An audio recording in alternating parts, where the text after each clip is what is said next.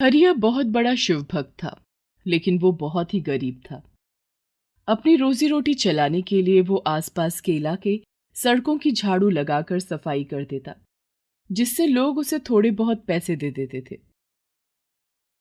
साहब, सड़क पर झाड़ू लगा दिया है। ठीक है, अब पार्क की सफाई कर दो। जी साहब। साहब, मैंने पार्क की सफाई भी कर दी। ये लो 400 रुपए। हरिया के घर से थोड़ी दूर पर एक शिवालय था।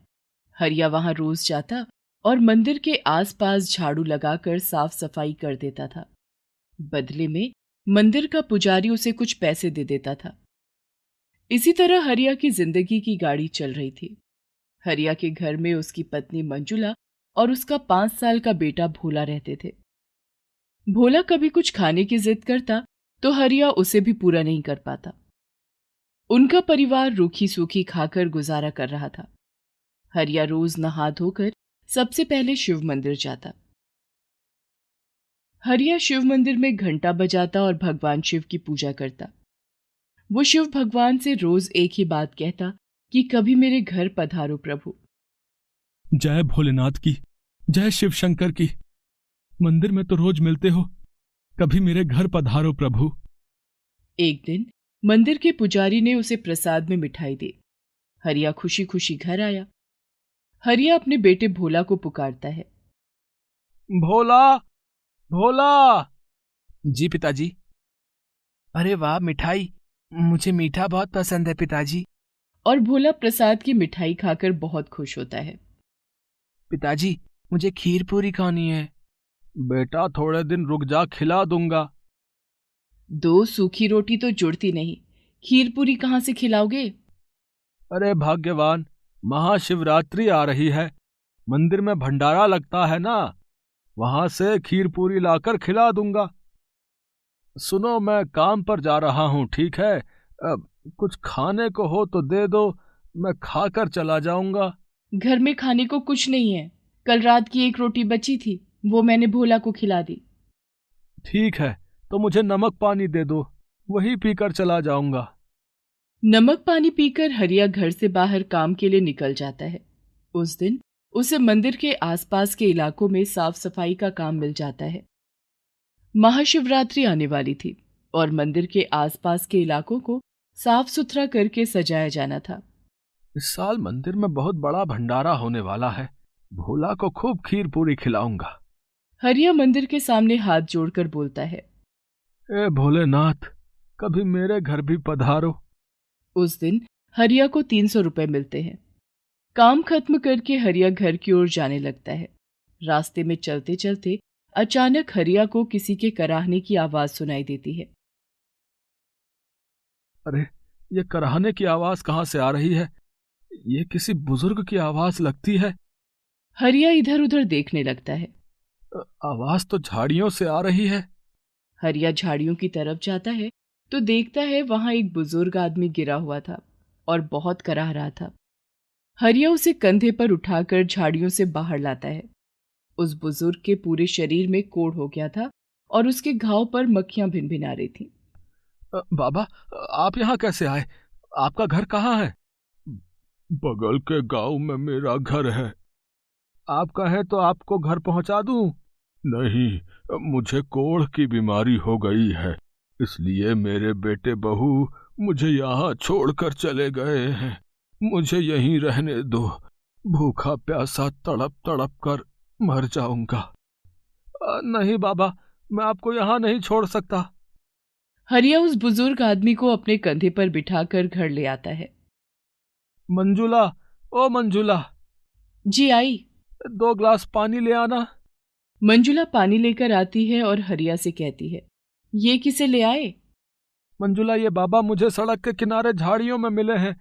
इनकी बीमारी के कारण इनके बेटे बहू ने इन्हें घर से निकाल दिया है। इन्हें यहाँ क्यों ले आए? हमारा खुद का तो खाने का ठिकाना है नहीं, इन्हें क्या खिलाएंगे? और इनकी बीमारी के इलाज का खर्चा कहाँ से उठाएंगे? तुम चिंता मत करो मंजुला, भोलेनाथ सब इंतजाम कर देंगे। आज 300 रुपए मिले थे, मैं 100 रुपए का राशन ले आया हूँ। बाकी बचे पैसों से बाबा की दवाई ले आऊंगा। तुम खाने की तैयारी करो, मैं इन्हें पास के अस्पताल में ले जाता हूँ। हरिया बूढ़े बाबा को अपने कंधे पर बिठाकर अस्पताल ले जाता है। वहां उन्हें डॉक्टर से दिखाता है। इन्हें ठीक होने में कुछ दिन लग जाएंगे। मैं दवाइयां लिख देता हूं, इन्हें रोज दवाइयां खिला दीजिएगा। ठीक है डॉक्टर साहब। हरिया के पास जो पैसे थे उससे वो बूढ़े बाबा के लिए दवाइयां खरीद लेता है और उन्हें अपने कंधे पर बिठाकर घर ले आता है। रात को जब सब खाना खाने के लिए बैठे, आज तो इनकी दवाइयां ले आए आप। रोज इतनी महंगी दवाइयां कहाँ से लाओगे? मंजुला, सब हो जाएगा। जब शिव शंकर भगवान ने इन्हें मेरे पास भेजा है तो वो कुछ ना कुछ इंतजाम जरूर करेंगे। हरिया हाथ जोड़कर बोलता है। ए भोलेनाथ, कभी मेरे घर भी पधारो। दूसरे दिन से हरिया रोज की तरह काम पर निकल जाता और भोलेनाथ की कृपा से उसे काम मिल जाता था। अब तो हरिया कभी 300 तो कभी 400 रुपए कमा लेता था, जिससे रोज का खाने का इंतजाम भी हो जाता और बूढ़े बाबा की दवाई भी आ जाती थी। बूढ़े बाबा धीरे धीरे ठीक हो चले थे। एक रात जब सब खाना खा रहे थे, तब भोला फिर से खीर पूरी खाने की जिद करने लगा। मैंने तुझसे कहा था ना, महाशिवरात्रि आने ही वाली है। मंदिर में बहुत बड़ा भंडारा लगने वाला है। तुझे खीर पूरी जरूर खिला दूंगा। मंदिर में क्यों, तुम इस बार अपने घर में भंडारा करो और सबको खीर पूरी खिलाओ। लेकिन बाबा, मुझ गरीब के पास इतने पैसे कहाँ। जो कमाता हूं उससे एक रात की रोटी का जुगाड़ हो पाता है बस। 2 दिन के बाद महाशिवरात्रि है। इतनी जल्दी मैं भंडारे के लिए पैसे कहाँ से लाऊंगा, बताइए। इसकी चिंता तुम मत करो। तुम बस महाशिवरात्रि की पूजा और भंडारे की तैयारी करो। दूसरे दिन से हरिया के घर में महाशिवरात्रि पूजा की तैयारी होने लगती है। मंजुला पूरे घर की साफ सफाई करती है। घर में बने पूजा स्थल की साफ सफाई करके वहां मंदिर से फूल लाकर सजावट करती है। तुम बस आधा किलो चावल, आधा किलो दूध और 1 किलो आटा ले आना और आस पड़ोस में खबर कर दो, महाशिवरात्रि के दिन तुम्हारे घर भंडारा है। हरिया पूजा और भंडारे का सामान ले आता है। दूसरे दिन महाशिवरात्रि का त्योहार था।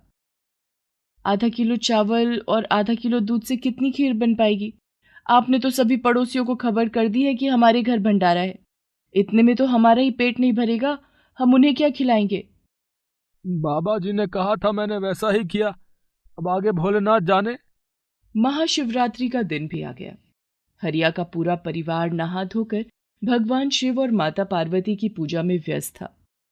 मंजुला ने आधा किलो चावल और आधा किलो दूध की खीर बनाई और 1 किलो आटे की पूरियां बनाई। घर के बाहर भंडारा खाने के लिए पड़ोसी आने लगे थे। हरिया, तुम सब लोगों को खाने के लिए बिठाओ और मंजुला, तुम भंडारे का प्रसाद परोसना शुरू करो। लेकिन बाबा, ये प्रसाद तो कुछ ही लोगों तक बंट पाएगा। तुम इसकी चिंता मत करो, ये प्रसाद कभी खत्म नहीं होगा। तुम इसे जितना बांटोगी ये उतना ही बढ़ेगा। मंजुला को बूढ़े बाबा की बातों पर विश्वास नहीं हुआ, लेकिन फिर भी उसने लोगों को खीर पूरी का प्रसाद परोसना शुरू कर दिया। हरिया और मंजुला के आश्चर्य का ठिकाना न रहा। भंडारा खाने आए सभी लोगों ने प्रसाद खा लिया, लेकिन पतीले में से ना तो खीर खत्म हुई और ना ही पूरी खत्म हुई। उस दिन भोला ने भी जमकर खीर पूरी खाई। हाँ, ये कैसा चमत्कार है? मुझे तो लगता है ये बूढ़े बाबा कोई चमत्कारी बाबा है। अरे, लोगों को खिलाने के चक्कर में हम बूढ़े बाबा को तो भूल ही गए, उन्हें तो प्रसाद खिलाया ही नहीं। हरिया और मंजुला बूढ़े बाबा को प्रसाद खिलाने के लिए घर के अंदर जाते हैं, लेकिन बूढ़े बाबा घर में नहीं थे। बाबा कहीं नजर नहीं आ रहे हैं, कहीं वो हमसे नाराज होकर चले तो नहीं गए? हमने उन्हें खाने के लिए नहीं पूछा। हमसे बहुत बड़ी गलती हो गई, जाने कहाँ गए होंगे। हरिया भगवान भोलेनाथ को याद करता है और उनसे माफी मांगता है। हे भोलेनाथ, आज महाशिवरात्रि के पावन अवसर पर हमसे बहुत बड़ी गलती हो गई। एक बुजुर्ग हमारे घर से भूखा चला गया। तभी घर में एक आवाज गूंजती है। हरिया, मैं कहीं नहीं गया, मैं तो सदा तुम्हारे पास हूं। बाबा, बाबा, आप कहाँ हैं? हरिया और मंजुला घूम घूम कर देखने लगते हैं कि शायद बाबा यहीं कहीं छिपे हैं, लेकिन तभी वो आवाज फिर से आती है। हरिया, मैं भगवान शिव हूं, जिनकी तुम रोज पूजा किया करते हो। और तुम ही तो कहते थे ना कि हे भोलेनाथ, कभी पधारो मेरे घर। तो मैं बूढ़ा कोढ़ी बनकर तुम्हारे घर आया था। तुम और तुम्हारी पत्नी ने एक बूढ़े बीमार की बहुत सेवा की। मैं तुम्हारी भक्ति से बहुत प्रसन्न हूं। मैं तुम्हें आशीर्वाद देता हूं कि तुम्हारे सारे दुख दूर हो जाएंगे, तुम्हारे दिन बदल जाएंगे और तुम बहुत धनवान हो जाओगे। लेकिन कभी भी गरीब और जरूरतमंदों की मदद करना मत छोड़ना। अपने मन में हमेशा दूसरों के लिए दया भाव रखना। हरिया और मंजुला सिर झुकाकर बाबा भोलेनाथ को प्रणाम करते हैं और उनकी आंखों से भक्ति के आंसू छलक आए थे। बाहर प्रसाद खा रहे सभी लोग खाने की बहुत तारीफ कर रहे थे। भाई वाह, ऐसी खीर पहले कभी नहीं खाई। हाँ, ऐसा लगता है भगवान भोलेनाथ ने खुद इसे अपने हाथों से बनाया भाई, है ना? वाह भाई वाह। भोलेनाथ की असीम कृपा से हरिया और मंजुला का भंडारा सफल हो गया और दोनों की गरीबी के दिन दूर हो गए। दोनों के घर में अब किसी चीज की कोई कमी नहीं थी। दोनों भोलेनाथ की भक्ति करते और सुखी जीवन जीने लगे।